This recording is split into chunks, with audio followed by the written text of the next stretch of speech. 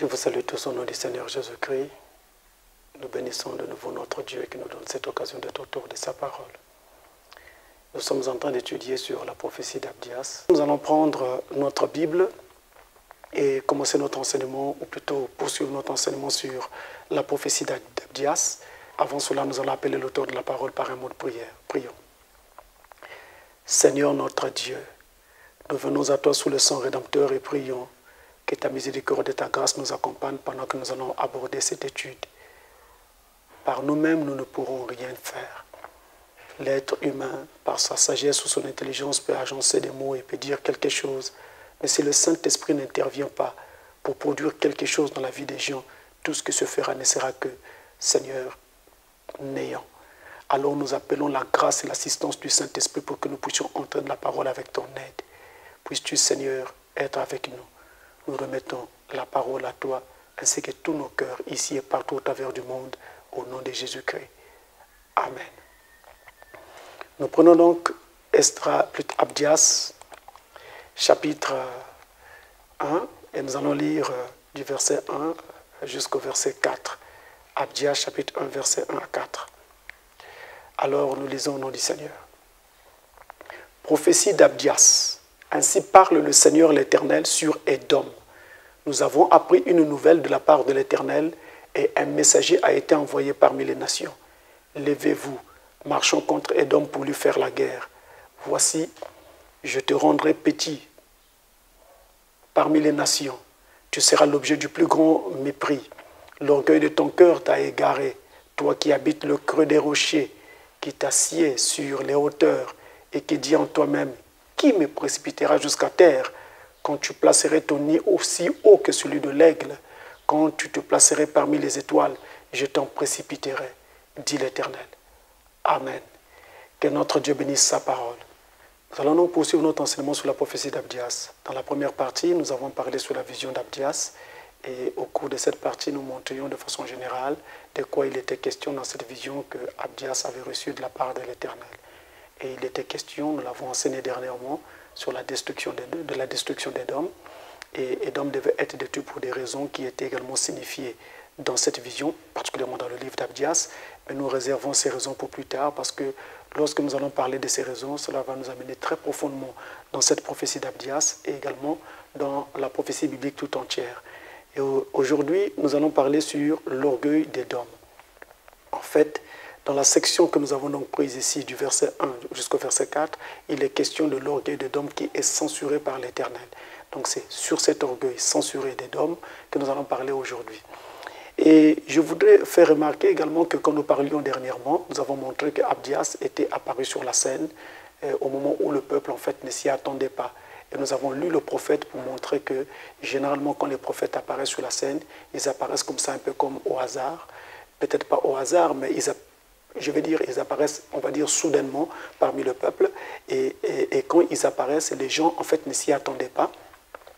Et ils viennent de la part de l'Éternel avec un message. Ils sont toujours porteurs d'un message.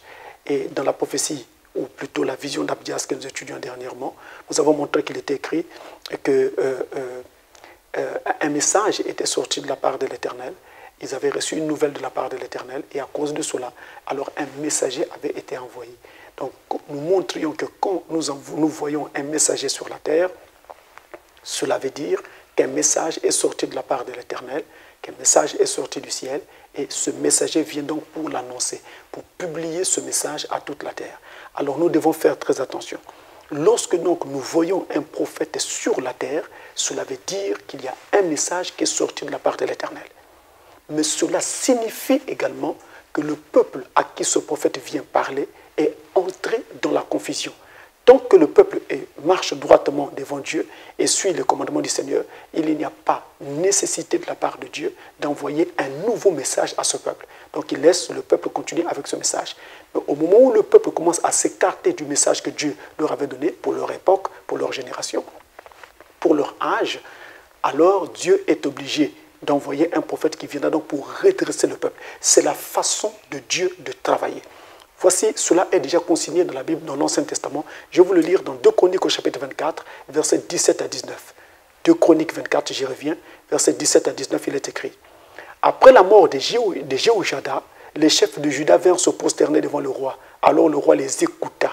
Et ils abandonnèrent la maison de l'Éternel, le Dieu de leur père, et ils servirent les Astartés et les idoles. La colère de l'Éternel fut sur Juda et sur Jérusalem, parce qu'ils s'étaient ainsi rendus coupables. L'Éternel envoya parmi eux des prophètes pour les ramener à lui. Mais ils n'écoutèrent point les avertissements qu'ils ont reçus. Vous voyez, chaque fois que le peuple s'écarte de la volonté de Dieu, chaque fois que le peuple s'écarte de la parole, alors Dieu envoie un prophète pour ramener ce peuple à la parole. Et c'est ainsi que cela se fait âge après âge, génération après génération. Quand Dieu voit que les gens s'écartent du chemin qu'il a tracé, quand Dieu remarque que le peuple s'est écarté de la parole, alors il leur envoie un prophète.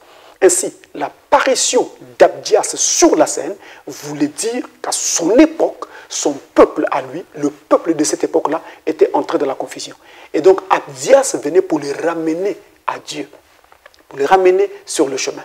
Et il en est ainsi dans tous les âges. Et donc, dans cet âge dans lequel nous sommes en train de vivre, la confusion dans laquelle est donc entrée en fait les églises a obligé Dieu à envoyer Malachie 4 en ces temps de la fin pour ramener donc le peuple à la parole. Alors, la présence de Malachie 4 en ces temps de la fin et dans cet âge sert à ramener le peuple à la parole, à ramener le peuple à la Bible.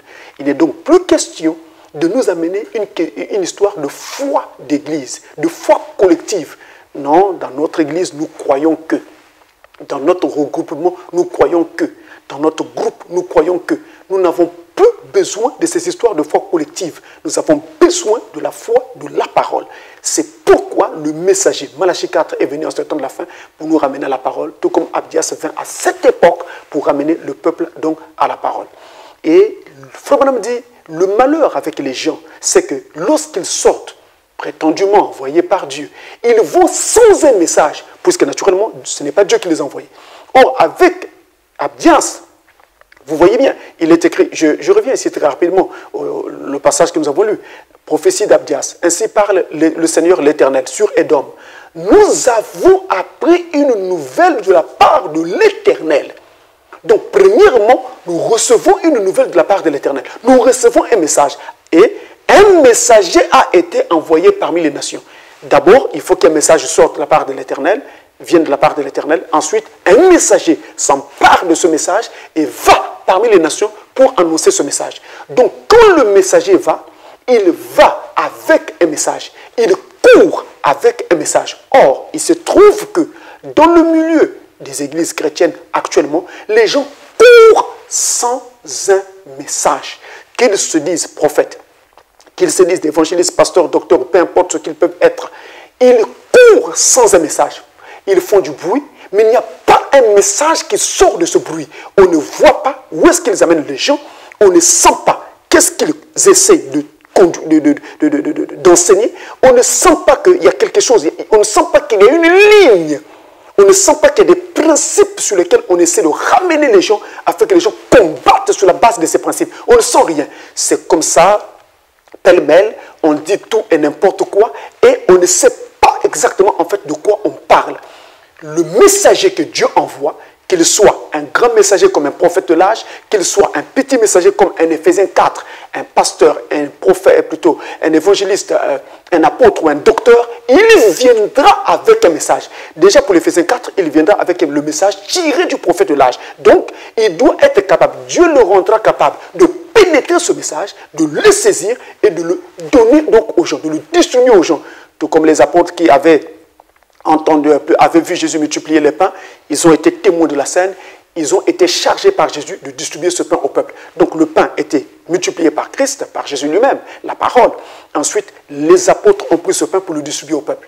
Dans un âge, Dieu envoie la parole par son prophète, et ensuite les Éphésiens 4 prennent cette parole et distribuent au peuple. Ils n'essaient pas de distribuer leurs pensées, ils distribuent ce que le messager prophète a amené. Il est donc question de courir avec un message. Ça, c'est crucial.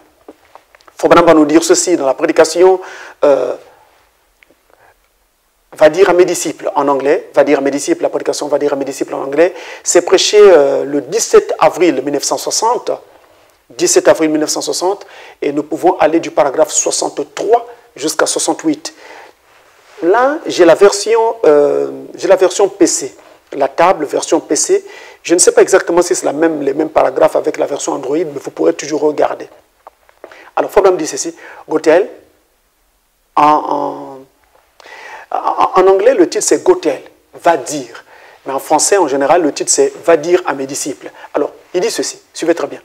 We're going, but with nothing to say. Nous allons, mais avec rien à dire. It proves it. Cela le prouve.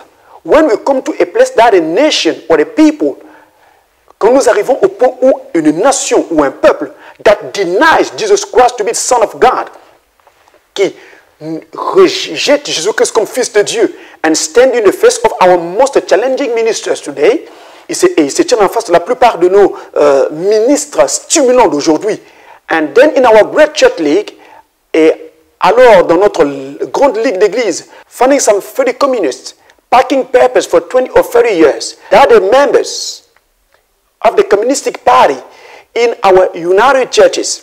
Trouver une trentaine de communistes en train d'emballer des papiers pour 20 ou 30 ans, disons qu'ils sont membres du Parti communiste au sein de nos églises unies. What can we do? Qu'est-ce que nous pouvons faire? It shows they have run without a message. Cela montre qu'ils ont couru sans un message. Selling out the very birthrights of the nation.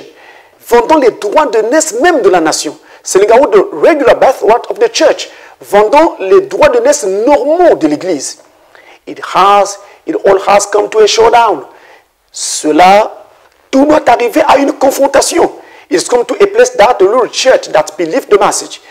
Et cela arrive à un point où la petite église qui a cru le message and stood on both feet et qui s'est tenue sur ses deux pieds, with their eyes centered to the cross, avec leurs yeux pointés sur la croix, in the heart, the resurrection of Jesus Christ burning, et dans leur cœur, brûlant la résurrection du Seigneur Jésus-Christ. It's come to a place where the nations have got to recognize it. Nous arrivons au point où les nations doivent le reconnaître. It's a showdown. Cela est une confrontation. No wonder that the churches, pas étonnant que l'Église, when the council of churches is a honeycomb to communistic, quand le conseil des églises forme un nid d'abeilles avec le communiste. No wonder they can't believe in the supernatural. Pas étonnant qu'ils ne peuvent pas croire au surnaturel. No wonder they can't believe in divine healing. Pas étonnant qu'ils ne peuvent pas croire à la guérison divine. They don't have any message in their heart. Ils n'ont aucun message dans leur cœur. C'est là le problème. No matter how hard they're running, peu importe comment ils courent aussi fort. If the Holy Ghost comes into a man's heart, si le Saint-Esprit vient dans le cœur d'un homme, he'll believe that Jesus Christ is raised from the dead. Il croira que Jésus-Christ est ressuscité des morts. And is alive in him. Et il vit en lui. To do. And to do the will that he come to do. Pour accomplir la volonté qu'il est venu d'accomplir. The will of God through the man's life. La volonté de Dieu dans la vie de l'homme. But the trouble, we run. We go without the message. Mais le problème, c'est que nous courons. Nous allons sans un message. We go with theology. Nous allons avec la théologie. We go with some kind of a church interpretation of the scriptures. Nous allons avec une certaine interprétation d'église sur les Écritures. We're going to go with the resurrection. Nous devons aller avec la résurrection. Ça, c'est le conseil de l'homme de l'âge, du prophète de l'âge. Go tell my disciples that I'll organize a new church. Allez dire à mes disciples que je vais organiser une nouvelle église. Non, sir, non, messieurs. Go tell my disciples that I'm risen from the dead. Allez dire à mes disciples que je suis ressuscité des morts. Voilà le message. As I said, I would be. Comme je l'ai dit, je le serai. That's a message to the church this morning. C'est cela le message pour l'église ce matin. That Jesus is not dead. Que Jésus n'est pas mort. He's alive. Il vit. And just as great and powerful today as he ever was. Aussi grand et puissant aujourd'hui qu'il n'a jamais été. We've had any messages of warning to make ready. Nous avons eu beaucoup de messages d'avertissement pour nous préparer. Paul Revere and other great men et d'autres grands hommes and great wars and storms et de grandes guerres et des tempêtes and things et autres. Voilà ce que Frère Branham dit.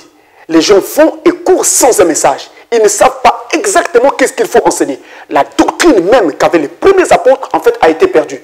Quand quelqu'un se tient du haut de la chair, son but à lui, c'est d'épater les foules.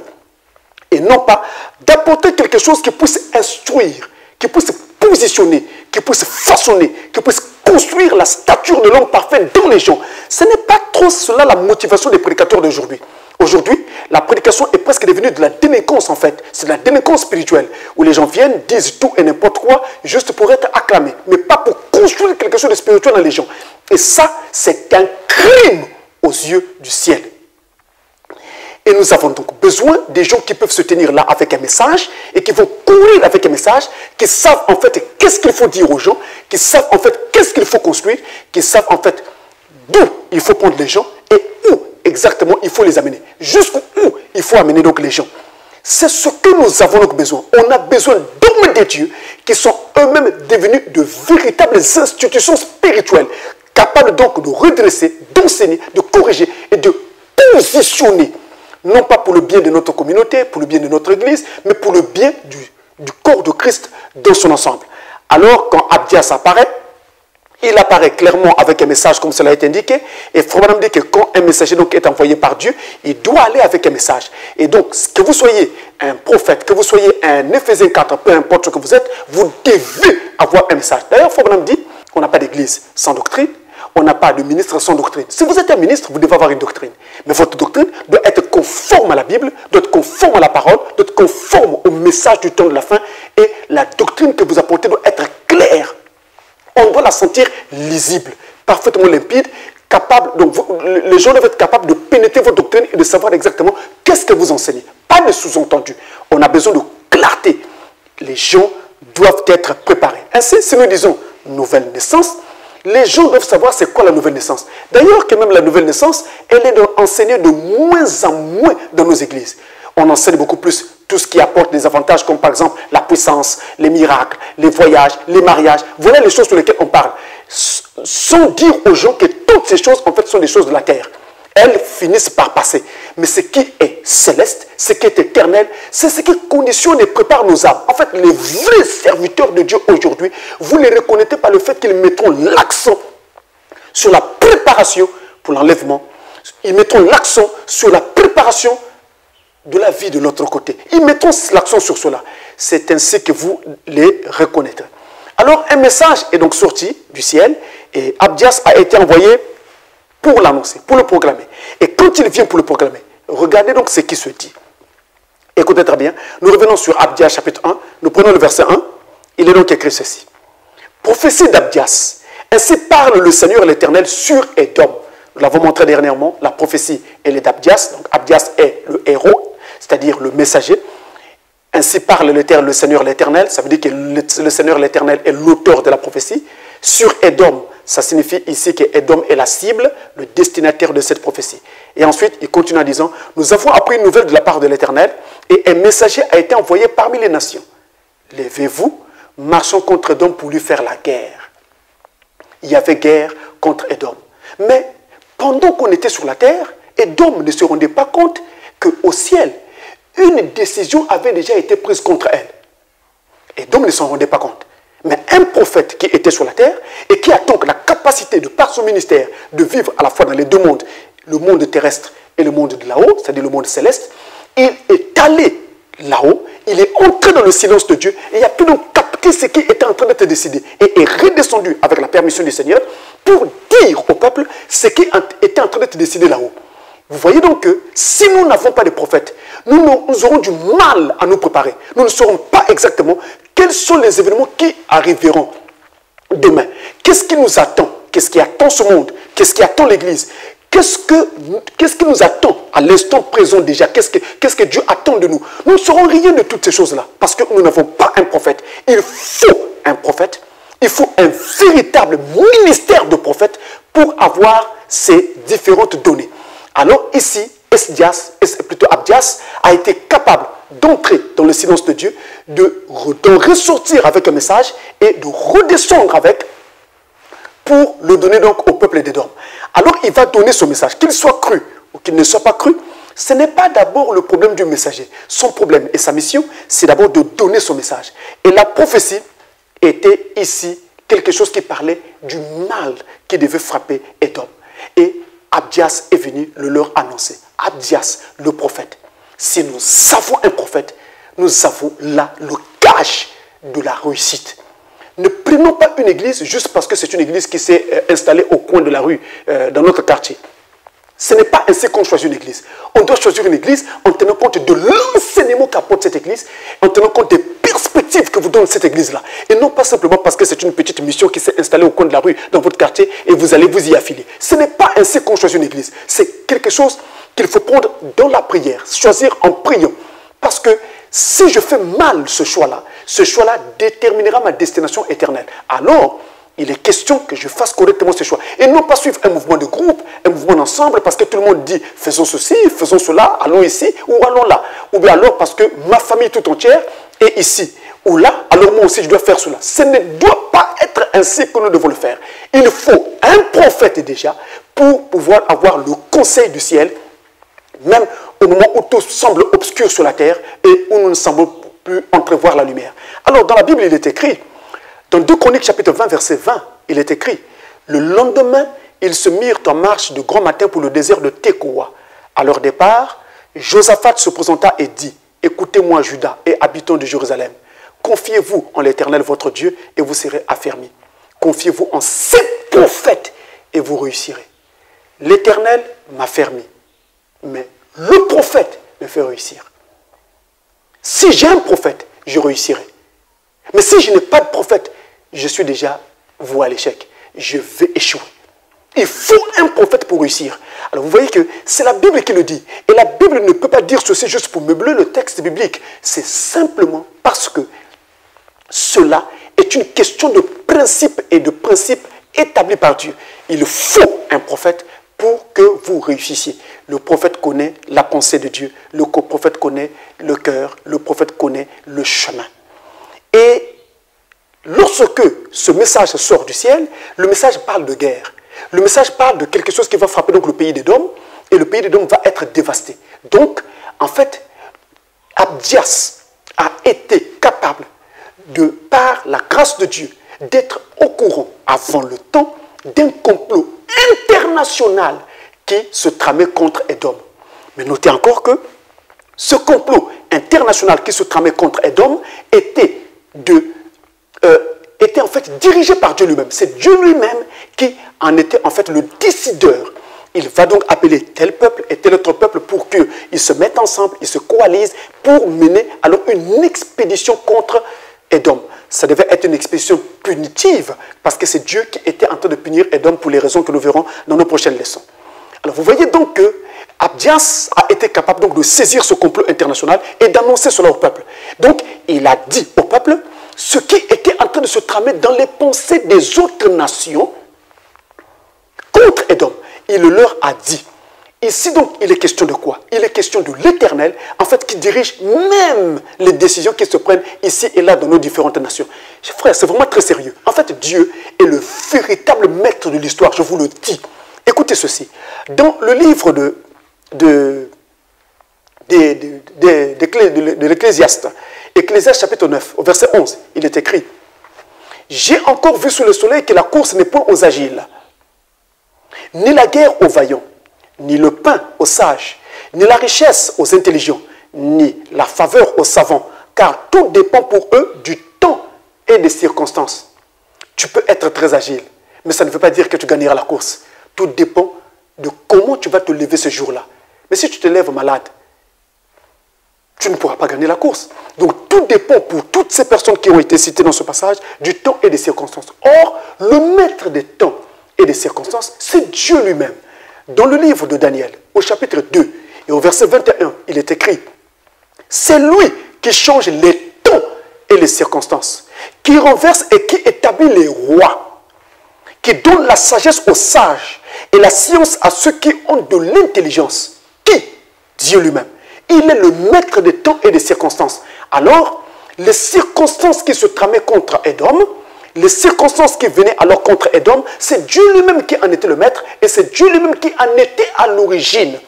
Abdias n'a fait que le saisir de par la grâce de Dieu également et est donc descendu l'annoncer.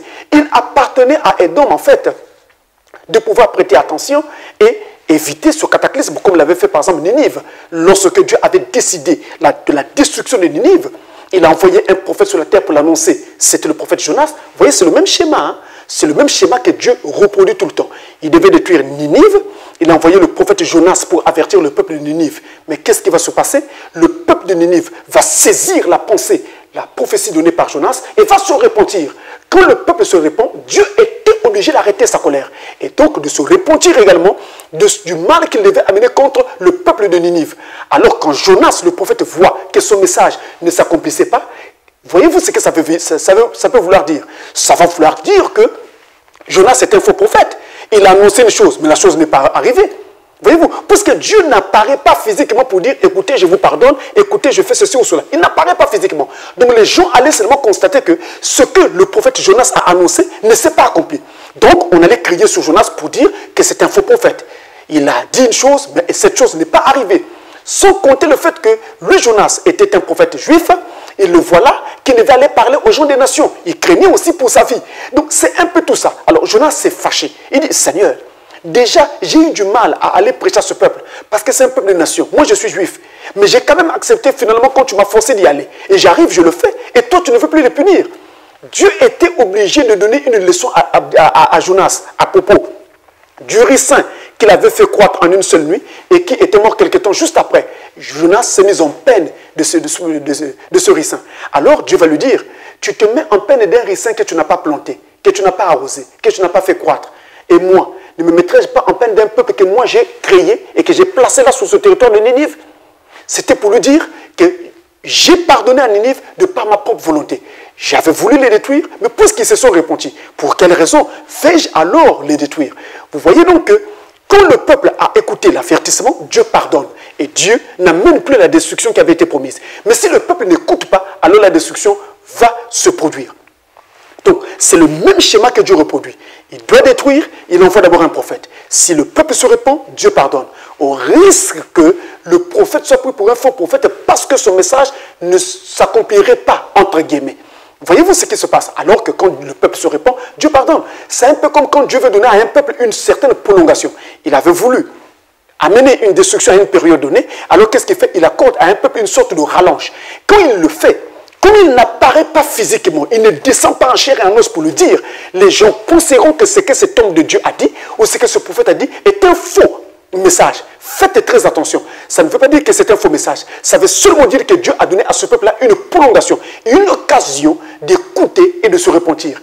Et si cette occasion passe et que la repentance ne suit toujours pas, la destruction viendra. Cela se passe toujours de cette façon-là. Alors, Abdias a été envoyé et est venu annoncer la parole. Est-ce que le peuple d'Édom va écouter? En tout cas, la suite de l'histoire montre que Édom n'écoutera pas. Édom va subir ce que Abdias avait annoncé. Mais regardez ce qui va mettre Édom dans cet état d'esprit. Pourquoi Édom n'a pas voulu écouter le message amené par le prophète Abdias? Il y a eu des conditions dont jouissait le peuple d'Édom, le pays même tout entier, qui ont fait que ce peuple ne prête pas attention à la voix du prophète Abdias et qu'ils prennent Abdias pour un fou, qu'ils prennent Abdias pour quelqu'un peut-être qui était frappé par le soleil et qui était en train de déraisonner. Regardez ces raisons. Lesquelles étaient-ce? Nous allons au verset 3 de Abdias chapitre 1. Regardez, il est écrit: l'orgueil de ton cœur t'a égaré. Édom est devenu orgueilleux. Mais pourquoi? Toi qui habites le creux des rochers. Vous entendez ça? Toi qui habites le creux des rochers, qui t'assieds sur les hauteurs et qui dit en toi-même, qui me précipitera jusqu'à terre. Donc, Édom était dans une situation géographique tellement avantageuse qui faisait de son petit empire un empire imprégnable, presque imprégnable, inaccessible. Alors, jouissant de cette position géographique, Édom s'est cru en sécurité. La capitale d'Édom s'appelait Pétra. Et Petra était donc en fait une ville qui était située sur un terrain montagneux. Et elle était donc en fait imposante. On pouvait donc la voir également de loin. Elle était imposante. Elle était inaccessible parce qu'en fait, vous ne pouvez pas y accéder très facilement. Et elle était pratiquement imprenable à cause de cette position. Il fallait beaucoup d'efforts. Et pour que vos efforts parviennent à un quelconque aboutissement, vous aurez déjà été anéantis par les Édomites. C'était cela, Édom. Et ensuite, Édom, non seulement qu'elle était située en territoire comme ça ou en terrain montagneux, mais Édom était également entouré de gorges profondes, des gorges qui étaient tellement profondes que les sommets, en tout cas, pouvaient atteindre 1700 mètres. Donc, ils étaient comme dans le creux des rochers. Les sommets pouvaient atteindre 1700 mètres. Déjà qu'ils étaient en hauteur, ensuite il y avait comme ça, comme une sorte de rempart naturel, comme ça établi par la nature autour donc, de la ville de Petra, qui était le territoire d'Édom. Et rappelez-vous qu'à cette époque, vous pouvez vous rappeler de cela dans l'enseignement sur la prophétie d'Ézéchiel, les villes étaient en fait des villes-nations ou des villes-États. Donc on disait, quand on parlait de la ville, on parlait également presque de l'État lui-même ou de l'Empire lui-même. Donc la ville de Petra était donc dans cette position-là et tout le royaume pratiquement. Donc ils étaient déjà en territoire montagneux. Ensuite, ils étaient dans le creux des rochers. Et ces creux étaient si profonds, ces gorges-là étaient si profondes que les sommets pouvaient atteindre 1700 mètres.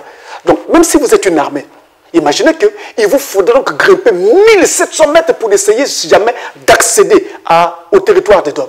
Donc vous voyez que Édom donc était donc comme ça dans cette situation qui faisait en sorte qu'ils avaient comme ça une protection naturelle et ils étaient donc comme une sorte de forteresse naturelle. Alors, ils se sentaient en sécurité et donc un sentiment de sécurité et d'autosuffisance s'est donc emparé des Édomites. Ils se croyaient autosuffisants, ils se croyaient en sécurité. Or, mes amis, cette histoire dont on parle sur Édom dépeint parfaitement l'image du monde d'aujourd'hui. Aujourd'hui, le monde est arrivé à un niveau de science tellement élevé que le monde se croit en sécurité à cause de sa science. Vous avez vu, par exemple, entre-temps, pour parler du Covid-19, les gouvernants de tous les pays du monde ne délibéraient pas, ne venaient rien annoncer, sans d'abord faire recours à leurs scientifiques. Donc, ils se sont, comme ça fait, entourés d'un panel d'experts, des scientifiques, qui venaient leur dire, par rapport à ceci, il faut faire ceci, il faut faire cela. Et c'est donc, en fait, ces scientifiques-là qui dictent la conduite ou la politique des gouvernements actuellement à l'heure du Covid-19. Voyez-vous? Mais ce sont les scientifiques. Et donc, les gouvernements de la Terre, les pays de la Terre, les populations de la Terre font tellement confiance à leurs scientifiques. Parce que la science dans le monde d'aujourd'hui a tellement évolué. A vraiment évolué. Il y a aussi la médecine qui a tellement évolué à tel point qu'on peut aujourd'hui opérer quelqu'un sans même avoir besoin d'ouvrir son cœur, son corps et tout le reste. On n'a pas besoin d'ouvrir, on fait une opération. Parce que la médecine a tellement évolué. Et la médecine est allée à des niveaux encore plus évolués aujourd'hui que vous n'en avez pas idée. Aujourd'hui, on peut même soigner quelqu'un à distance, juste à partir des ondes. On vous soigne à distance. C'est une forme de médecine, une nouvelle forme de médecine actuelle. Ce qui montre que la science est en train de pousser les ailes. La science va vraiment de plus en plus loin. Et nous avons également, au travers de toute la planète, les pays qui se confient sur leur armée. Les armées sont de plus en plus fortes, de mieux en mieux équipées. À tel point que même quand on fait la guerre aujourd'hui, on fait de moins en moins la guerre avec un personnel au sol. On fait beaucoup plus maintenant la guerre avec juste des engins aériens. Donc on envoie des drones, des avions sans pilote pour faire la guerre. Vous voyez, ça a tellement évolué. Et donc le peuple se croit en sécurité en se basant sur tout ce qu'ils ont comme science, en se basant également sur leur savoir, leur éducation, leurs universités, leurs écoles, leurs découvertes et tout le reste. Alors ils se croient en sécurité complète. Mais vous avez vu que malgré toute cette sécurité, ou devrais-je plutôt dire avec honnêteté, malgré toute cette prétendue sécurité et autosuffisance, il a suffi à peine d'un petit virus, la Covid-19, pour faire en sorte qu'aujourd'hui, toute la Terre soit complètement ébranlée. Juste un tout petit virus. Et ce petit virus est venu remettre en cause tous les systèmes sur lesquels aujourd'hui la Terre était en train de s'appuyer. Les pays qui se disaient être les pays de médecine, où il y avait, on va dire, la grande médecine, sinon la très grande médecine, ont été mis à rude épreuve et ont connu des taux élevés de morts à l'occasion de l'épisode Covid-19. Et pourtant, c'est le grand pays de la science. Et les pays où la science médicale n'est pas très évoluée ont connu très peu de morts. C'est quoi on appelle ça? Ça s'appelle en fait l'ironie du sort. C'est Dieu en train de dire aux hommes, est-ce que vous voyez ce que vous êtes? Quand vous pensez être, quand vous pensez avoir, quand vous pensez savoir, mais en fait vous n'êtes rien. Je peux vous écraser en un rien du temps et avec très peu de moyens. Vous voyez, il a suffi juste d'un virus. Vous savez, si Dieu l'avait voulu, à partir de ce virus, il aurait pu décimer la terre tout entière. Soyons sérieux. Donc vous comprenez que les choses dans lesquelles nous bâtissons notre sécurité, nous bâtissons notre confiance, les choses qui font notre autosuffisance, eh bien ces choses-là ne valent pas la peine que nous puissions ainsi leur accorder tout ce crédit. Il n'y a qu'une seule personne en qui nous devons en fait mettre tout notre crédit et placer toute notre confiance. C'est le Seigneur Jésus-Christ. Il n'y a personne d'autre, mes frères, je vous le dis, comme un humain comme vous, et la main sur le cœur. C'est la seule personne sur qui nous puissions vraiment bâtir notre confiance. Tout ce que nous avons bâti nous-mêmes n'a pas marché, cela a été vu, et ça ne marchera pas. Nous avons connu le coronavirus, mais qu'est-ce qui sait? Qui sait ce qui viendra demain? On ne sait pas. Ça peut être pire que ce que nous avons connu entre-temps. Et Frère Branham dit ceci dans la prédication, l'écriture sur la muraille, paragraphe, c'est prêché d'ailleurs le 8 janvier. Le 8 janvier 1958, paragraphe 18 jusqu'à 20, Frère Branham dit ceci. Mais souvenez-vous simplement de ceci. Peu importe combien la science vous fait sentir en sécurité. J'aime quand l'homme de Dieu dit cela. Dieu vous trouvera lorsque vous péchez. Il n'y a qu'une sécurité. Et c'est en Jésus-Christ. Amen. Maintenant, il se sentait. Il est en train de prendre l'image de Babylone à l'époque. Et il est en train d'expliquer comment est-ce que les Médo-Perses ont détruit Babylone, en fait. Pendant que Babylone se croyait en sécurité et se croyait autosuffisant, comme nous aujourd'hui. Maintenant, ils se sentaient très importants du fait qu'ils étaient la nation leader du monde. Une civilisation très typique, moderne, tout comme celle dans laquelle nous vivons. Cette fabuleuse Amérique. Et je suis un peu troublé moi-même, mais je crains que nous n'ayons la même attitude qu'ils ont eue. Le fait que nous sentons que nous avons, comme nous le pensons, les meilleurs hommes de science, les meilleures mitrailleuses, et les bombes atomiques, et les avions les plus rapides, et que nous avons une sorte, étant la nation leader du monde, nous nous sentons en quelque sorte en sécurité sans Dieu. C'est un très bel exemple, l'exemple de Babylone, pour toutes les nations du monde. Et Dieu ne change jamais. Son attitude envers le péché est la même aujourd'hui qu'elle l'était alors. Il n'y a pas de place où se cacher ici-bas. Vous êtes en sécurité seulement en Christ. Amen. Vous êtes en sécurité seulement en Christ. Ailleurs, vous ne serez pas en sécurité. Alors, Édom s'est cru en sécurité. Et Édom, se croyant en sécurité, se sentant également autosuffisant, vous voyez, les remparts naturels dont je parle, mais Édom pouvait les voir. Tous les matins, quand les Édomites se levaient, ils voyaient ces remparts naturels. Même s'il y avait un bruit de fanfare de l'autre côté. Ils n'avaient pas à s'inquiéter parce que les remparts naturels étaient déjà là pour les protéger, sans compter leur armée. Mais il y avait déjà ces remparts. Donc Édom avait une situation imprénable. Mais voyez-vous, alors ils se sont sentis comme ça en sécurité. Mais voyez-vous, pendant qu'ils se sentaient en sécurité, l'orgueil est également né dans leur cœur. Et Édom va aller jusqu'à dire, qui me précipitera? Parce qu'ils étaient en terrain montagneux. Alors il se dira, qui me précipitera vers le sol? Qui me précipitera plus bas? Qui me fera descendre de là où je suis? Voilà comment Édom va concevoir de l'orgueil dans son cœur. Si cela n'est pas peut-être déjà en train d'arriver dans la vie de l'un ou de l'autre, de quelques-uns d'entre nous, il se peut que cela soit déjà en train d'arriver. Qui me précipitera? C'est de l'orgueil. C'est une façon de parler. Dieu n'a pas apprécié cette façon de parler d'Édom. Et quand Édom parle ainsi, la réponse de Dieu ne va pas se faire attendre. Relisons le passage et allons jusqu'au verset 4. Abdias, chapitre 1, verset 3 à 4. Il est écrit. L'orgueil de ton cœur t'a égaré. Toi qui habites le creux des rochers, ils étaient dans un creux. Qui t'assieds sur les hauteurs, ils étaient en terrain montagneux. Et qui dit en toi-même, qui me précipitera jusqu'à terre? Parce que justement, ils se croyaient en sécurité. Ils étaient comme une forteresse naturelle. Verset 4. Quand tu placerais ton nid, c'est Dieu qui parle maintenant.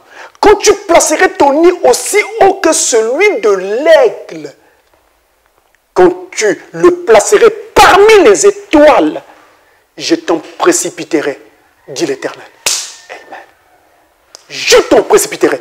La réponse du Dieu souverain ne s'est pas fait attendre. De façon sèche, il censure l'orgueil d'Édom. On va donc dire en fait que le Dieu souverain réagit très sèchement à l'orgueil d'Édom. Alors, la décision sort du ciel. Je vais te précipiter. Il ne faut jamais provoquer Dieu jusqu'à l'amener à parler ainsi. Parce que quand il parle ainsi, il n'y a plus de recours. Ayez un problème avec un homme, Dieu interviendra pour vous. Mais ne cherchez jamais à avoir des problèmes avec Dieu. Même si vous ne le croyez pas, vous ne croyez pas en Dieu. Même si vous n'êtes pas chrétien. Mais je vous en prie, au nom de Dieu, n'irritez jamais Dieu. Ne cherchez pas de problème. La vie d'un être humain n'est que poussière. Rappelez-vous ce qui est écrit depuis l'origine.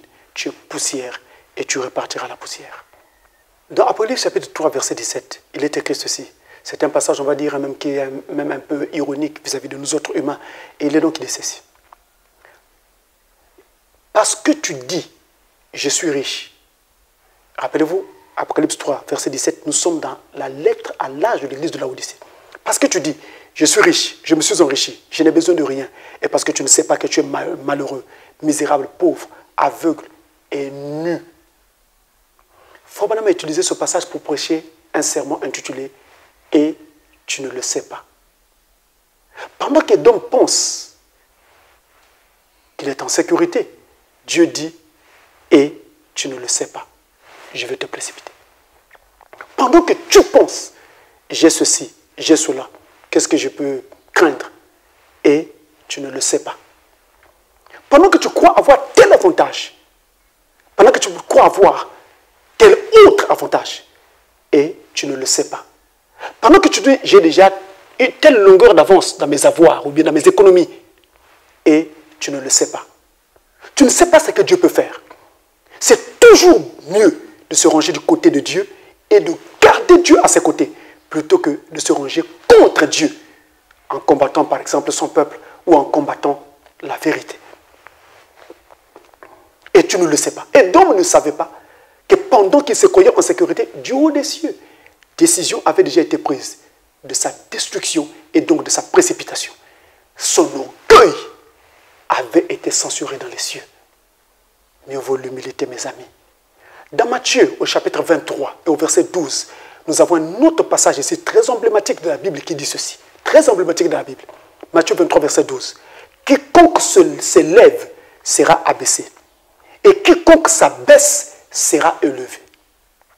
Ce passage est un principe et une loi établie par Dieu.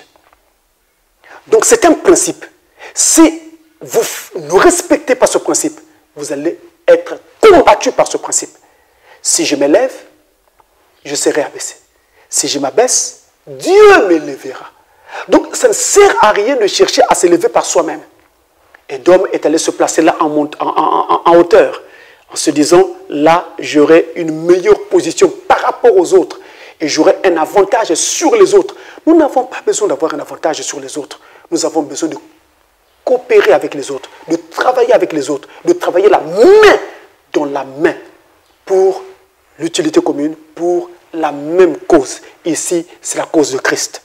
Et dans Philippiens chapitre 2, verset 12, nous avons un autre passage ici qui dit,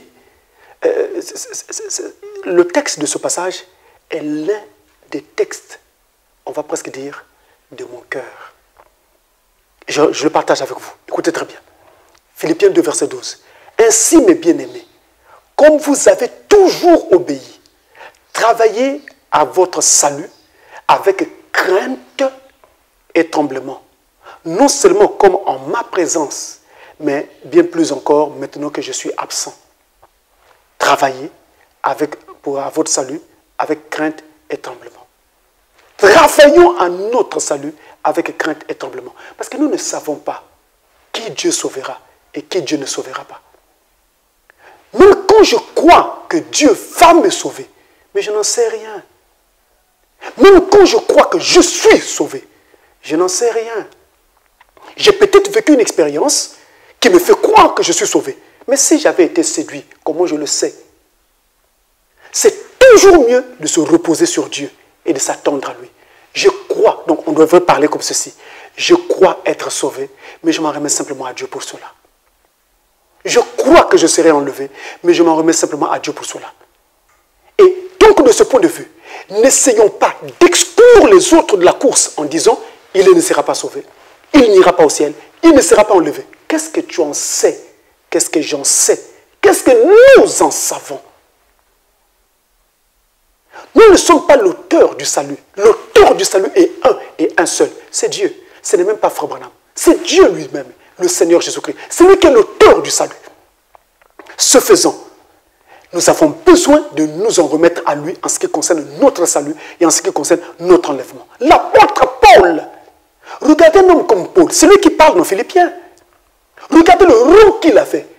Il était messager de l'âge. C'était le premier de tous les 7 messagers, le tout premier. Vous voyez même que le rang que Dieu lui a donné est un rang vraiment noble d'être le premier, l'initiateur des messagers de l'âge. Même dans nos familles, vous allez remarquer que souvent on fait très attention au premier-né et au dernier-né. Vous n'avez jamais remarqué? Le premier-né, on lui accorde beaucoup d'attention. Le dernier-né aussi, on lui accorde beaucoup d'attention. Le premier-né, c'est celui du premier âge, l'apôtre Paul. Le dernier-né, c'est celui du dernier âge. William Branham, le messager du 7e âge, le dernier âge de l'Église. Et vous voyez donc Paul, le rang que Dieu lui donne, non seulement qu'il était le premier des messagers, mais il était messager. Messager à qui? Messager auprès de qui? Messager du Seigneur auprès de son épouse. Comment Dieu peut t'envoyer pour aller servir son épouse qui partagera l'éternité avec lui si toi-même tu ne fais pas partie de cette épouse? Donc forcément, il devait faire partie de cette épouse parce qu'il devait bénéficier des secrets de Dieu à transmettre à son épouse parce que ce sont ces secrets qui vont préparer l'épouse pour l'enlèvement. Ce grand mystère des tonnerres. L'apôtre Paul en a parlé, même s'il ne savait pas que ce qu'il était en train de dire là à l'époque, c'était ça les tonnerres. Donc pour lui, c'était encore voilé, mais il était en train de dire ces choses à son peuple, du moins pour ce qui concernait son âge. Donc vous voyez le rang que Dieu lui a donné. Mais voilà le même Paul avec un tel rang et un tel espoir déjà dans son cœur, du fait du rang qu'il avait, venir dire, je travaille à mon salut avec crainte et tremblement. Comment Paul peut parler ainsi? Et j'ai vu William Branham parler de la même façon, mes amis, de la même façon. Prenez la prédication, par exemple, étroite et la porte. William Branham dit la même chose. Il prêche sur étroite et la porte pendant longtemps. C'était assez sérieux, sévère. Après, il dit, vous me poserez la question, Frère Branham, es-tu sauvé? Il répond, dans la même prédication, il dit, je crois être sauvé, mais je m'en remets simplement à Dieu pour cela. Et je travaille pour mon salut avec crainte et tremblement. Comment William Branham, messager de cette tonnerre en ce temps de la fin, qui est venu apporter le message qui apporte la foi de l'enlèvement au peuple, peut-il parler ainsi? Alors que de par son rang et le mystère que Dieu lui révélait, les sceaux, les tonnerres, les 70 semaines de Daniel, les 7 âges de l'Église, le mystère de la fête des trompettes et tous les grands mystères qu'il nous apporte en ce temps de la fin. Mais vraiment, Dieu ne peut pas donner de tels mystères à quelqu'un qui ne fait pas partie de l'épouse. Ce serait donner ces mystères-là à l'ennemi lui-même. Parce que je vais vous dire une chose, mes amis. Je le dis pour être moi-même un serviteur de Dieu. Je vous dis ceci. Il y a des choses, quand nous les enseignons, nous vous disons ce que la parole de Dieu dit. On explique quelques principes. Mais il y a des éléments dans ça que nous n'arrivons jamais à expliquer. Et que nous ne parviendrons jamais à expliquer. Ça est dans mon cœur, je le sais. En tout cas, si c'était possible, j'ouvrais le cœur de chacun de vous pour introduire cela, pour manifester ces vérités-là. Mais nous ne le pouvons pas. Il y a comme une sorte d'interdiction, de barrière qui nous empêche de faire cela. Nous ne sommes censés que dire les choses telles qu'elles sont. Et à l'intérieur de ce que nous disons, il y a une puissance qui va déclencher le mystère en vous dès que vous dites Amen à la parole. la puissance se déclenche et produit cette vie en vous. Et vous aussi, cette vie commence en vous. Lorsque vous parlerez à quelqu'un d'autre, vous allez lui dire, c'est le principe de la parole, mais vous ne pourrez pas traduire cet élément-là, ce n'est pas possible. Ceci est fait pour que l'ennemi ne s'empare pas du mystère. Donc, ceci revient à dire qu'au moment où Dieu confie le mystère de la parole à quelqu'un pour aller exposer sa parole à son peuple, je dis bien un véritable serviteur de Dieu, eh bien ce mystère lui est donné. Donc il vient enseigner une chose qui est déjà devenue une vie en lui-même, dont il a la parfaite révélation et ça coule en lui. Il le sait, il le voit, il le vit. Alors il vous en parle. Maintenant quand vous dites Amen, le mécanisme également se produit chez vous. Voyez-vous, il doit leur confier ce mystère. Alors comment William Branham, Dieu lui confie les grands mystères comme le mystère des sceaux, des tonnerres et tout le reste. Mais entre-temps, fils du diable, ce n'est pas possible. Ce serait confier les mystères à l'ennemi lui-même. Donc, William Branham faisait bel et bien partie de l'épouse à cause du rang qu'il avait et à cause de la mission que Dieu lui avait confiée. Mais voilà cet homme qui avait déjà cette assurance de faire partie de l'épouse et qui vient pour parler et dire « Je travaille pour mon salut avec crainte et tremblement ». Il le dit dans la prédication « Étroite est la porte ». Moi, je m'en vais prendre d'autres prédications là où il parle de cela parce que j'essaie d'apporter quelque chose au peuple. Écoutez très bien. Il dit ceci dans la prédication, le lieu d'adoration que Dieu a choisi. Prêché le 20 février 1965 en français, au paragraphe 20. Il dit ceci. Maintenant, comme il y a 900 et quelques questions sur où Dieu rencontre, il les rencontre les méthodistes, ou il les rencontre chez les baptistes, ou il les rencontre dans ceci et cela et autre chose. Or, il y a une question là. Alors chacun doit rechercher son propre salut avec crainte et tremblement. Chacun doit rechercher son propre salut avec crainte et tremblement. Mais ce soir, je veux essayer de trouver et de prouver dans l'Écriture où est le lieu exact où Dieu rencontre et adore avec les gens. Et si c'est celui-là, c'est le seul lieu où il ne rencontrera jamais. Dans cette écriture, qu'est-ce que nous avons? Le prophète montre que nous avons plusieurs églises, plusieurs dénominations chrétiennes, qui ont toutes chacune son nom, son système, sa doctrine, sa religion, et tout le reste. Je veux dire, son style de travail. Mais, est-ce que ce sont cela les lieux d'adoration choisis par Dieu? Non, il n'y a qu'un seul lieu d'adoration choisi par Dieu. Et ce lieu-là, c'est Christ. Alors, il dit, comme nous avons plusieurs églises, comme ça fait plusieurs questions. Où Dieu va-t-il me rencontrer? Alors j'ai besoin de rechercher mon salut avec crainte et tremblement. Je ne dois pas dire, puisque je suis de telle église, c'est la meilleure église qui soit, donc cette église me conduira au ciel. Faites attention, Dieu n'a pas envoyé les gens pour bâtir des églises. Dieu a envoyé ses serviteurs pour annoncer sa parole et construire la foi dans les cœurs des gens. Nous avons des églises pour avoir un lieu où nous rassembler et un lieu où adorer. Mais ce n'est pas cela le problème. C'est pourquoi, par exemple, avec la Covid-19 qui a empêché les lieux de culte de fonctionner, moi, ça ne me dérange pas.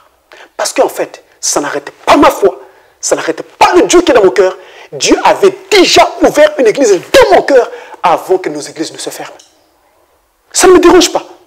Et même si on gardait les églises fermées pendant 7 ans, là ça fait 7 mois, depuis que ça a commencé chez nous, parce que c'est depuis le mois de mars, mais même si ça se gardait ainsi pendant 7 mois ou 7 ans, ça ne fera jamais que je devienne païen. Je resterai chrétien, parce que ce que Dieu a fait dans un cœur, ça reste, ça ne peut plus sortir. Vous voyez mes amis? Alors, nous avons besoin, non pas de dire, voilà, c'est celle-ci qui est la meilleure église. Donc, non, on n'en a pas besoin. Nous avons besoin seulement d'être sûr que l'église à laquelle je me suis affilié m'amène à Christ, enseigne Christ parfaitement. Alors j'aurai l'équilibre qu'il faut et j'aurai la foi parole qu'il faut. Si cette église ne se base pas entièrement sur la parole pendant qu'elle enseigne, là, il y a un danger pour mon cœur. Alors, j'ai besoin de prier avant d'adhérer à une église. J'ai besoin de travailler pour mon salut avec crainte et tremblement, de rechercher mon salut avec crainte et tremblement. N'injuriez rien. Et c'est pour que demain, ce que vous injuriez aujourd'hui soit la chose qu'il faudra pour vous. soit la personne qu'il faudra pour vous, soit l'église qu'il faudra pour vous. N'injuriez rien. Respectez les autres. Respectez les autres comme vous voulez qu'on vous respecte.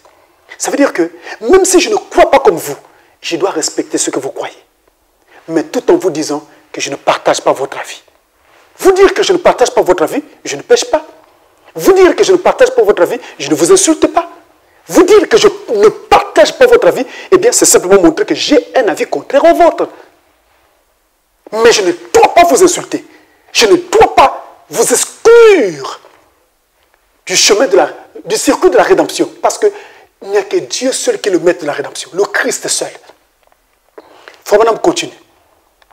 Dans la prédication, là où je pense les pentecôtistes ont failli. Oh oui, mes frères.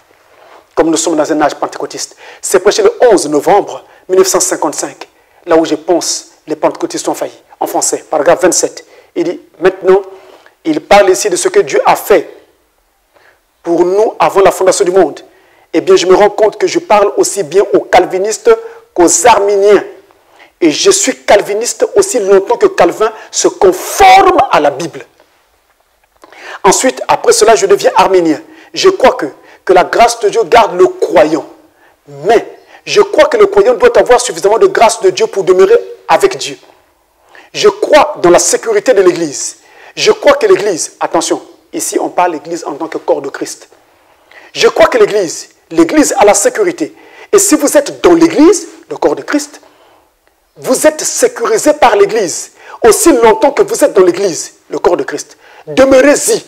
Ne soyez pas errants, ballottés par toutes choses. Demeurez en Christ Jésus. Vous entendez ça? C'est pourquoi je parle du corps de Christ. Et Dieu a prédestiné l'Église pour qu'elle paraisse devant lui sainte, irréprochable, sans tache ni ride. Alors suivez. Peu importe si vous pouvez y arriver, ou si je peux y arriver, Dieu va avoir une Église sans tache ni défaut. Je crois que nous serons tous là-bas. Mais chacun de nous devons travailler à notre salut avec crainte et tremblement. N'usons pas d'orgueil, comme Édom. Je crois être sauvé, mais je m'en remets simplement à Dieu pour cela. Je crois que j'irai dans l'enlèvement, mais je m'en remets simplement à Dieu pour cela. Je crois que Dieu m'a fait la grâce de recevoir les mystères de sa parole, mais je m'en remets simplement à Dieu pour cela. Pour toute grâce que je crois avoir reçue de Dieu, je le témoigne, mais en ajoutant, je m'en remets simplement à Dieu pour cela. Parce que c'est à Dieu que revient le dernier mot, la décision finale. C'est à Dieu que cela revient. Donc, l'orgueil d'Édom a été censuré. Et je crains que beaucoup de nos églises, beaucoup d'hommes de Dieu et beaucoup de chrétiens ne soient tombés dans cette histoire d'orgueil en se faisant croire, en croyant que, en pensant que, en croyant être ou en pensant être. Au verset 4, il est écrit, verset 4, Abdias 1, verset 4, « Quand tu placerais ton nid aussi haut que celui de l'aigle, quand tu le placerais parmi les étoiles, je t'en précipiterai, dit l'Éternel. » Décision sortie du ciel. Édom doit être précipité. Alors Dieu parle aux nations farouches qui étaient contemporaines d'Édom pour sa destruction. Alors un complot international va être ourdi contre Édom, mais dont Dieu était l'instigateur, pour ne pas dire l'initiateur. Édom va être détruit. Mais vous savez, avec la Bible, si vous la lisez comme nous venons de lire, vous allez vous arrêter aux faits historiques. Donc, vous pouvez vous replonger dans l'histoire et voir comment Édom avait été détruit, comme Dieu l'annonce ici qu'elle va être précipitée. Mais essayez d'aller plus loin. Transcendez les Écritures. Allez à d'autres époques où d'autres prophètes bibliques ont parlé. Et vous allez voir que Abdias utilise une terminologie que nous avons déjà entendue ou déjà vue à d'autres endroits de la Bible. Il y a quelque chose qui me frappe ici. Quand tu placerais ton nid aussi haut que celui de l'aigle, on compare Édom à un oiseau. Et l'oiseau est même choisi. Édom est comparé à l'aigle. Ou plutôt, Édom croit être un aigle. Alors, Édom est allé vivre dans les hauteurs, comme l'aigle vit dans les hauteurs. Dieu dit, tu veux ressembler à un aigle, mais tu ne l'es pas. Tu n'as jamais été établi pour être un aigle, mais tu veux être un aigle. Donc, vous voyez, on a là une terminologie que nous avons déjà entendue quelque part à certains endroits de la Bible. Quand tu le placerais, donc ton nid, parmi les étoiles, ça me rappelle quelqu'un, ça me rappelle un des anciens écrivains de la Bible, Job, qui a parlé des étoiles. Lorsque les étoiles du matin battaient les mains et poussaient des cris de joie. Voyez-vous, quand tu placerais ton nid parmi les étoiles, donc Édom est allé se hisser parmi les étoiles. Édom se prend pour une étoile. Une étoile. Voyez-vous, et Dieu ne s'arrête pas là. Il dit, je t'en précipiterai. Alors là, nous avons ce qu'on va dire une censure, mais à connotation prophétique. Édom est comparé ici à un oiseau, ou plutôt il se compare lui-même à un oiseau, à un aigle. Donc, il veut être un aigle. Il veut se prétendre, ou il se prétend un aigle. Or, dans la Bible, l'aigle nous renvoie à deux personnes, sinon trois. D'abord, vous avez Dieu lui-même. Notre Dieu est un aigle. On l'appelle l'aigle Jéhovah. Vous avez les prophètes. Les prophètes sont des aigles. Et vous avez les fils de Dieu. Les fils de Dieu également sont des aigles. Regardez, quand Dieu dit qu'il est un aigle, je vais vous prendre un passage ici. Dans Deutéronome chapitre 32, versets 11 à 12. Il est écrit, « Pareil à l'aigle qui éveille sa couvée, voltige sur ses petits, déploie ses ailes, les prend, les porte sur ses plumes. L'Éternel seul a conduit son peuple, et il n'y avait avec lui aucun Dieu étranger. » Dieu lui-même se présente dans la Bible comme étant un aigle. C'est l'aigle Jéhovah, et qui prend ses petits sur ses plumes, et il mène. Ces petits aussi sont des aigles. On les appelle des aiglons, pour marquer le fait qu'ils sont des enfants. Mais quand ils grandissent, eux-mêmes également sont appelés des aigles. Donc ces petits aussi sont des aigles. Et ces prophètes également sont appelés des aigles. Et dans Matthieu, au chapitre 24, il est écrit au verset 28, « En quelque lieu que soit le cadavre, là s'assembleront les aigles. » Vous vous rappelez de ce passage, surtout pour tous ceux du message. En quelque lieu que soit la parole de Dieu au temps convenable, la nourriture fraîche de cette époque-là, là s'assembleront les aigles. Quel aigle? Mais les élus de cette époque-là, ils s'assembleront autour du message de leur époque. Donc ils sont des aigles. Alors de quoi il est question ici? Nous avons ici une grave accusation contre Édom. Dieu est en train de censurer son orgueil, mais en même temps il accuse Édom d'usurpation d'autorité. Édom croit être un aigle. Édom croit prendre la place de Dieu.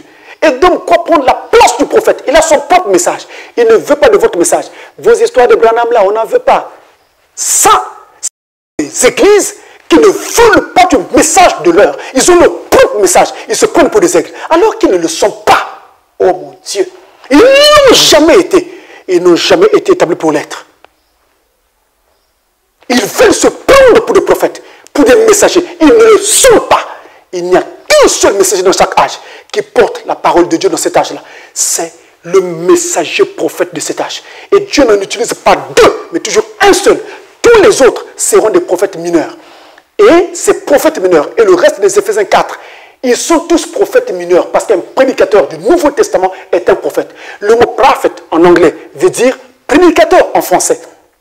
Alors, ils doivent prendre le message donné par le prophète de l'âge et le distribuer au peuple. C'est ça leur mission.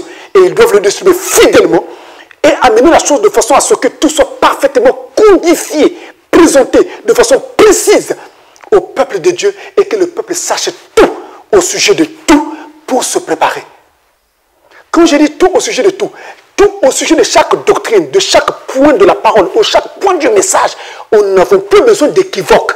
Chaque point du message, et ça doit être clair. Si je parle de nouvelle naissance, ça doit être clair. Si je parle d'adoption, on doit savoir c'est quoi l'adoption. Ça doit être clair. Ainsi de suite, ainsi de suite, ainsi de suite. Édom a commis ce crime. Édom s'est cru un aigle. Donc, il voulait mettre son nid parmi les étoiles. Donc, Édom se prend pour un fils de Dieu, pour une fille de Dieu. Mais il ne l'était pas. Il ne l'était pas. Mais il s'est dit lui-même fils de Dieu. Le problème ici, ce n'est pas que Dieu ne veut pas que ceux qui ne sont pas encore convertis le deviennent. Ce n'est pas que Dieu ne veut pas que ceux qui ne sont pas encore, je parle de la façon d'un homme, un enfant, ceux qui ne sont pas encore des enfants de Dieu le deviennent. Il ne s'agit pas de cela. Ici, il s'agit d'une usurpation d'autorité et elle est faite à dessein. C'est-à-dire que quand l'individu vient pour dire « je suis ceci », alors qu'en réalité il ne l'est pas, c'est qu'il y a un motif derrière. Il y a quelque chose qu'il est tenté de poursuivre pour séduire des masses. Pour ne pas aller trop loin, regardez. Je vais prendre la prédication « La sémence de discorde » prêchée le 18 janvier 1965 au paragraphe 38. Frère Branham dit ceci, nous allons terminer dans une minute, là, dans un petit moment. Il dit, paragraphe 38, « Si Judas était la sémence de l'ennemi et de la discorde, elle aussi a été faite chair. Elle est parmi nous. Et elle habite parmi nous dans la personne de Judas Iscariote en ces temps-là. Mais aujourd'hui, il y en a encore. Il n'a jamais eu la vraie foi. Il avait ce qu'il pensait être dans la foi.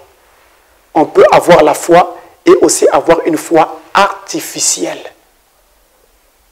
Donc la fausse sémence, la sémence qui essaie simplement d'usurper une autorité, une position qui ne lui appartient pas, cette sémence n'a pas la véritable foi. Elle a quelque chose qui ressemble à de la foi, mais elle est artificielle. Mais la vraie foi, elle ne l'a pas. Écoutez, dans Jude au chapitre 1 et au verset 3, il est écrit « Bien-aimés, comme je désirais vivement vous écrire au sujet de notre salut commun, je me suis senti obligé de le faire afin de vous exhorter à combattre pour la foi qui a été transmise au saints une fois pour toutes. » Il y a une foi qui a été transmise aux saints et une fois pour toutes. Nous n'avons pas besoin de la changer, de la maquiller, de la bidouiller ou de la tripatouiller. Cette foi, elle n'a pas besoin d'être hybridée.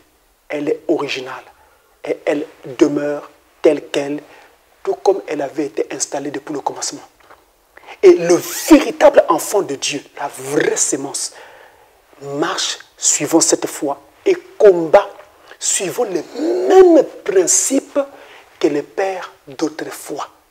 Frères, je vous en prie, au nom de Jésus de Nazareth, regardons nos cœurs, regardons les principes que nous soutenons, qui nous motivent. Regardons même les décisions que nous prenons. Regardons bien.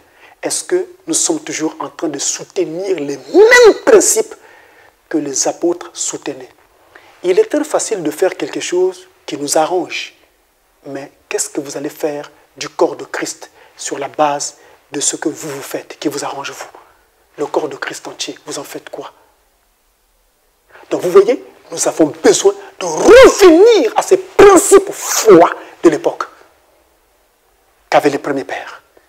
Combattons, suivons les mêmes règles et nous rappeler que notre frère n'est pas notre ennemi. Notre frère est un frère. Peu importe ce qui peut se passer, ce qui peut arriver. C'est toujours le diable qui oint un frère et amène le mal. Mais nous ne devons pas prendre notre frère pour le mal. Écoutez très bien. Lorsque Édom prend cette position, il était en train de poursuivre ceci. Je vous le montre dans le prophète, dans les 7 âges de l'Église, chapitre 4, page 114 jusqu'à 115. C'est un peu long, mais là où je pourrais m'arrêter, mais je voudrais que vous suiviez très bien ce que le prophète montre ici. Ce principe que Frobinam va révéler ici, c'est ce principe-là qui était en train d'animer Édom lorsque Édom était en train de se prétendre être ce qu'il n'était pas. Donc, je commence par la page 114. Frobinam dit ceci, dans la section où l'on parle de la synagogue de Satan. Il commence par citer Apocalypse 2, verset 9, et il le lit. Suivez très bien, je vais continuer la lecture. « Je connais les calomnies de la part de ceux qui se disent juifs et ne le sont pas, mais qui sont une synagogue de Satan. Voici un verset qui nous donnera matière à beaucoup de réflexions, non seulement parce qu'il a un contenu très particulier, mais aussi parce qu'il se répète en fait dans un âge qui vient plus de 1000 ans plus tard. Apocalypse 2, verset 9. « Je connais tes œuvres, ta tribulation et ta pauvreté, bien que tu sois riche, et les calomnies de la part de ceux qui se disent juifs et ne le sont pas, mais qui sont une synagogue de Satan. » Pour commencer, le mot juif ne s'applique pas à la religion du peuple juif. Il ne s'applique qu'au peuple de Juda, exactement dans le même sens où moi, je dirais que je suis irlandais d'origine. Ces personnes disaient être de vrais juifs, des véritables juifs par naissance. Ils étaient des menteurs. Ils n'étaient juifs ni par naissance, ni par religion. Si tout ceci est vrai, qu'étaient-ils donc? Ils étaient un peuple séduit qui faisait déjà partie de l'Église. Un groupe de gens qui étaient séduits, mais qui rentraient dans l'Église de Dieu. Ils appartenaient à la fausse vigne. Ils n'étaient pas de la véritable Église, mais de la fausse Église, car Dieu dit qu'ils sont une synagogue de Satan. Or, le mot traduit par synagogue n'est pas le même mot que celui qui désigne l'Église. Dans la Bible, Église signifie ceux qui sont appelés à sortir, ou les appelés hors d'eux. Le psalmiste dit de ses élus, bienheureux, celui que tu as choisi et que tu as fait approcher, il habitera tes parvis. Psaume 65, verset 4, version Darby. Mais synagogue veut dire assemblée ou rassemblement. Ce peut être une bonne ou une mauvaise chose. Mais dans ce cas-ci, ça n'était une mauvaise. Car ce sont ici ceux dont le rassemblement ne vient pas de Dieu, mais d'eux-mêmes. Pardonnez-moi, mais je suis obligé de le dire. Les églises qui naissent sans que la parole de Dieu n'ait été observée, mes frères, je n'ai pas d'autre choix que de dénoncer cela. Parce qu'une église doit naître par une évangélisation et non pas par une division. Mes frères, je n'ai pas d'autre choix que de vous dire ce que la parole de Dieu dit. Je ne sais pas si vous allez toujours m'aimer. Ésaïe disait d'eux, voici, ils s'assemblent, mais ce ne sera pas de par moi. Voici, ils s'assemblent, mais ce ne sera pas de par moi. Ce n'est pas moi qui ai ordonné cela. Les prédicateurs font tout et n'importe quoi. Et vous dites, non, Dieu m'a dit, Dieu m'a dit, Dieu m'a dit, Dieu m'a dit. Au nom de Dieu m'a dit, on nous fait faire ce qu'il ne fallait pas. Et remarquez vos songes. Vous rêvez des choses qui sont un peu bizarres. Et Dieu vous dit que vous êtes au mauvais endroit. Faites attention.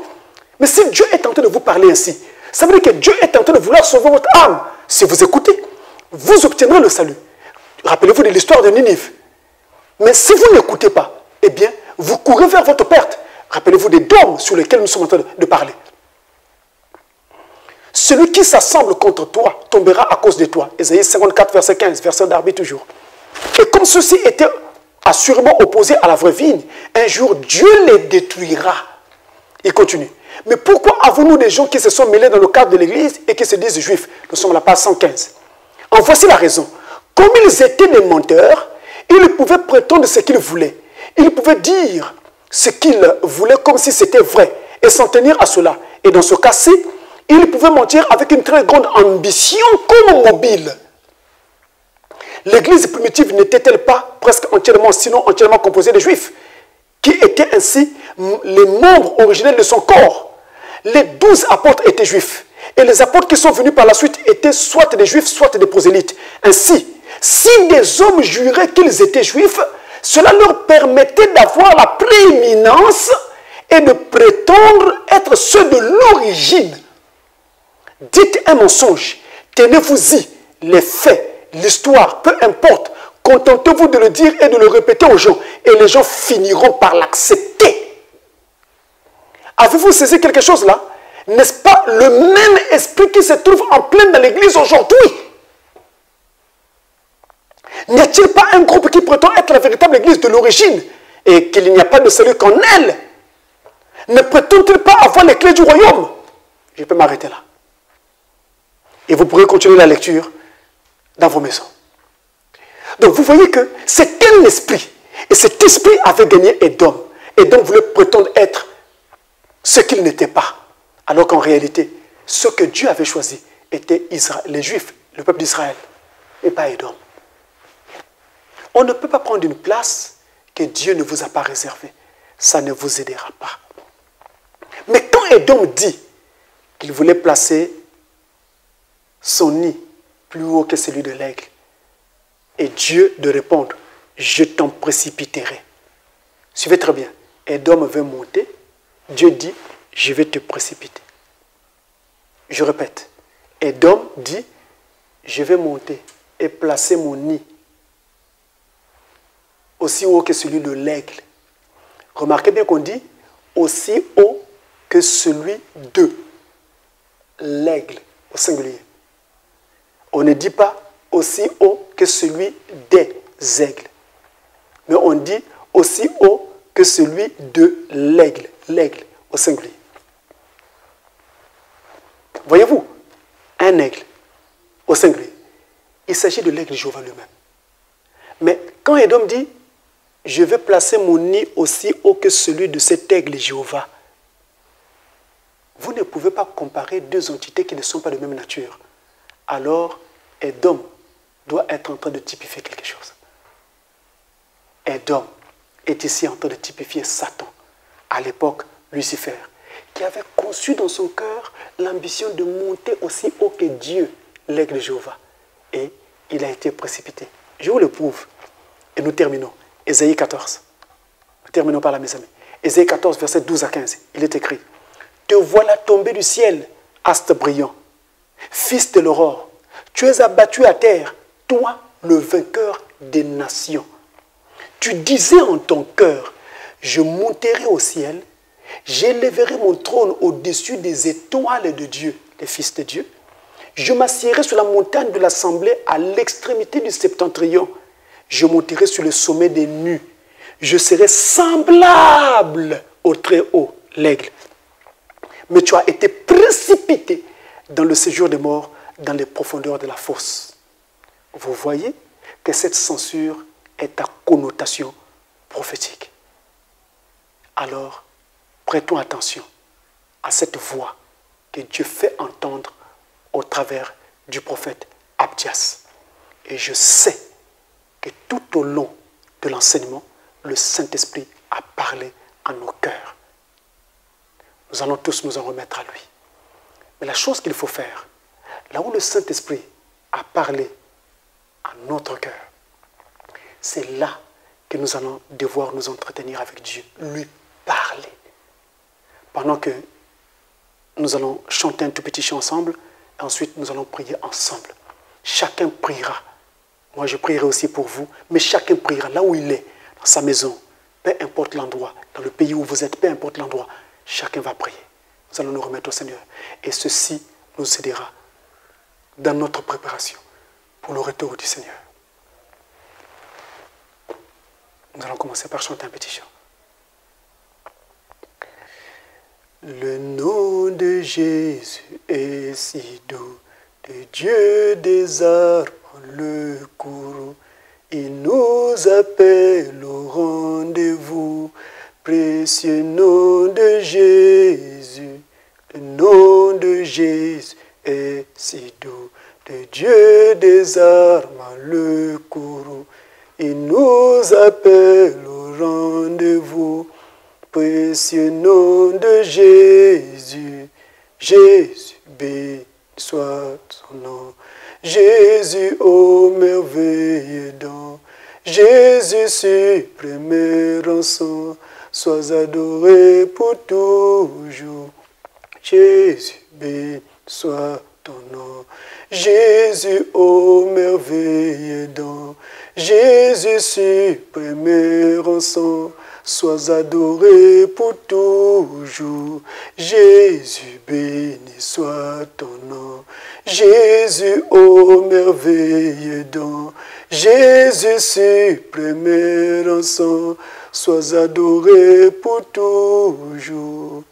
Alors vous allez prier avec moi pendant que je vais prier. Je prierai aussi pour vous. Dieu notre Père Céleste, merci pour la parole que tu nous as encore donnée aujourd'hui, qui nous amène, Seigneur, à faire un véritable examen de nos consciences et à essayer de revoir où est-ce que nous en sommes avec toi. Je m'humilie sous ta puissante main, Seigneur, pour implorer ta miséricorde et ton pardon quant à nos péchés, nos manquements et toutes les choses dans lesquelles nous n'avons pas accompli ta volonté. Moi-même, ainsi que tout le peuple qui a levé la main ici et dans les différents pays où se trouvent tes enfants qui me suivent en ce moment, Seigneur. Je t'implore, ô notre Dieu, d'être pardon et miséricorde pour chacun. Je t'implore, Seigneur, d'agir par le Saint-Esprit pour enlever le mal de nos vies au nom tout-puissant de Jésus-Christ. Pendant que je prie, Père Tout-Puissant, accorde que tes enfants sentent qu'en ce moment même, le Saint-Esprit est en train d'extirper le mal de leur vie. Qu'en ce moment même, Seigneur, des esprits impurs, des esprits de démons, des esprits de péché, des esprits de désordre sont en train de sortir de nos vies au nom tout-puissant de Jésus-Christ, le Fils de Dieu. Seigneur, que ta force s'empare de nous pour que, Seigneur, toutes nos vies soient entièrement empreintes de toi. Que Christ, la résurrection de Christ, brille dans nos cœurs, Seigneur, et que toute notre marche soit Christ désormais. Je t'implore, ô notre Dieu, il est écrit dans ta parole que quand la pluie tombe du ciel, elle ne repart pas au ciel avant d'avoir fait germer les plantes sur la terre, avant d'avoir accompli ce pourquoi elle avait été envoyée. De même, Seigneur, ta parole qui est sortie, accorde qu'elle ne reparte pas à toi avant qu'elle ne produise la nouvelle naissance dans tout le cœur qui le désire, avant qu'elle ne produise l'adoption dans le cœur qui le désire, avant qu'elle ne produise le baptême du Saint-Esprit dans le cœur qui le désire, Seigneur. Peu importe l'endroit où se trouve ton peuple, aussi vrai que tu es Dieu et que je suis ton serviteur, au nom de Jésus-Christ, laisse qu'il en soit ainsi.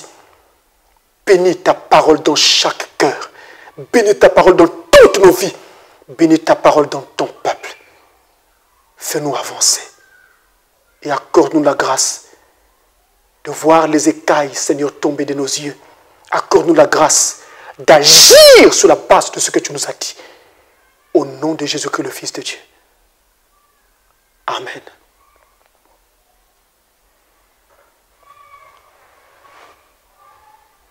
Je prie que la grâce de Dieu soit accordée à chacun de vous sur la base de la parole que nous avons entendue. Je voudrais que nous puissions tous être par sa grâce dans l'enlèvement. Que le Seigneur vous bénisse.